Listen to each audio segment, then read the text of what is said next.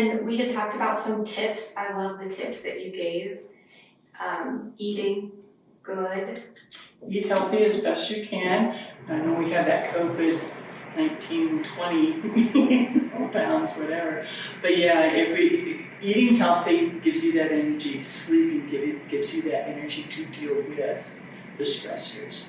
And then if you're exercising and you're meditating or using whatever spirituality modality that you like, using that and reaching out to others.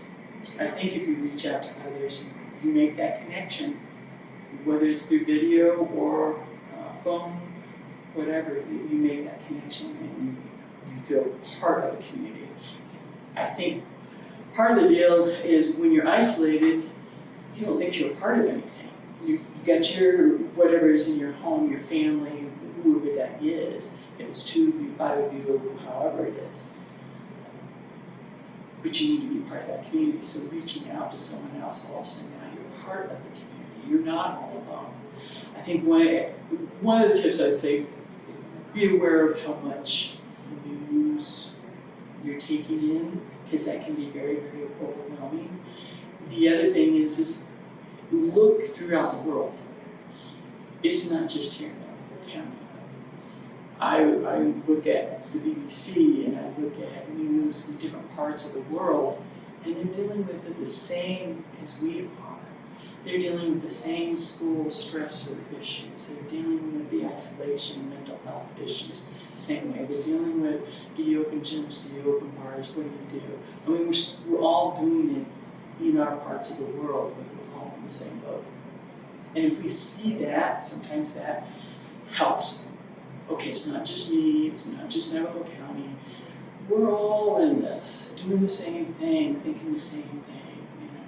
So It has been very unifying. It's not something I would ever wish or hope for, but it's been beautiful to see the entire world connected by this thread of survival.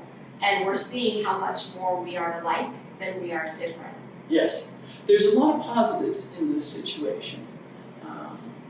And it's how do we look at those positives and use that as we go forward? What can we learn from it? How can we better ourselves from what we have had to deal with? And how then eventually can we help others that deal with stresses? So all of us now have some sense of empathy and understanding of dealing with stress and dealing with chaos and crisis that we may never have had the opportunity to deal with.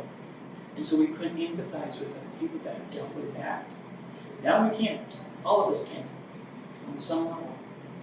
On a historical level. Yes, truly. I think that my grandmother, she went through the Spanish flu and she lost a brother through that. And I've connected that, kind of going, how did they deal with that back then? And my grandmother always talked about her brother, you know, and how he died of the Spanish flu. And I'm like, so how are we going to look in history? How are our grandchildren going to look at how we dealt with stuff? It will be interesting. It will be. I have a 13-year-old and she's been using her cell phone to take pictures of all the social distancing signs that she finds. And I, what are you doing? And she said, it's history, Mom. And she's right. Yeah. One thing that we've added, one thing that I've added is being more intentional about my gratitude practice. Trying every day to find, even if it's something as basic as I'm grateful for food, or I'm grateful for my home. So I have a good stuff jar. So I put something at the end of the week in there, something good that happened to me during that week. So it doesn't matter if it was a rough week, something good happened. yeah, You know, my health, I have food, I have a great house, I have friends, I have a job, whatever the case may be, there's something good all the time. So we have to look at those things. What is good in our life right now? And I know some people struggle with that a lot, and rightly so. And I don't want to diminish that at all. And some of the things they're having to deal with. But we have to look at, you know, how can we get ourselves into a better position and look at the good things and what can we do. Yeah, I love that, and I especially love that we don't want to diminish. We do need to validate that we are all in survival mode. It's not healthy to pretend. Right. It is what it is, and we need to be aware of that and not diminish it for our own selves and what we're having to deal with. And sometimes we get going and I'm working and I'm making sure things are going, and sometimes I need to sit down and say, okay, this is what's really going on. This is the way I feel. This is the way, I'm seeing things or dealing with, and we need to recognize that to be able to go forward. In therapy, we talk all the time, don't stuff your feelings. You gotta deal with your emotions and your feelings. If you start stuffing those, they're gonna come out one way or another, and usually it's not positive. So have a way of acknowledging how you feel, the fears you have, the chaos you're dealing with, the sadness you may be having.